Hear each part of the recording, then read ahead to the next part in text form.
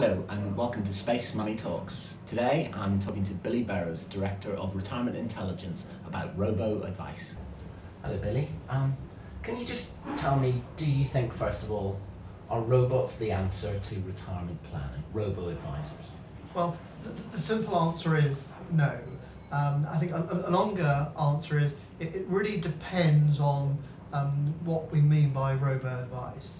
If we think robo-advice is giving clients the answer, then I think we're wrong. If we think of robo-advice as using technology as part of the advice process, then I think that will work. Some might say that robo-advice is a bit of a godsend because of freedom and choice, and freedom and choice has massively increased the number of decisions people need to make. Do you agree with that, or do you think it's slightly different in detail? I mean, let's be clear, some of the decisions about what people do at retirement, they're some of the most difficult questions in financial planning.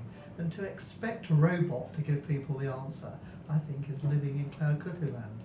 So do you think there are areas they could help with? So if you went into the details, so if someone was worried about how their drawdown pot was doing, or if someone was getting older and they had been in drawdown, and in general terms you might say time to buy an annuity, could they not help signal that or help work with that?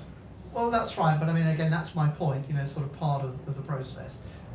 Perhaps the best way of looking at this is, let's have a look at the customer journey, the advice process, from start to finish. I think I can make this, quite simple now. I start off by saying, money is serious, so you can't trivialize it.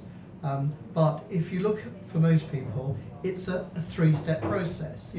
Step one, they don't know the options, they don't know the key issues, so they need a certain amount of explanation. Step two is people want to see some numbers, they want to compare and contrast the value of their pension funds with the options. And then, step three, they want to make a decision.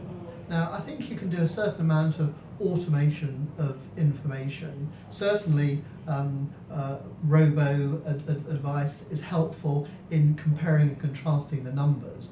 But when it comes to making a final decision, part of the decision is emotional and part of it is analytical. So the robot can do the analytics, but of course it can't do the behavioural, it can't do the emotional stuff. So just tell me again then, how would a face-to-face advisor potentially work with the algorithm, let's say, if we're not calling it a robot? How do they work together in terms of making it a process that works for everyone, but you get the efficiencies of robo-advice, but you get the ability of a face-to-face advisor to talk to people as well? Yeah, I think you're getting to the heart of the matter now. My view is that you can't compromise on the important bits of advice, which is the suitability, but there are parts of the process which you can automate, and you're right, you can an awful lot in terms of consolidation, getting comparisons, getting quotations, presenting the numbers, but the most difficult thing is giving people the knowledge and the confidence to actually answer the questions in the first place. So where you have a linear process, where you go from step one to step two to step three, you can automate it. But advice at retirement, it's iterative, or to put it more colloquial, most clients are like windscreen wipers.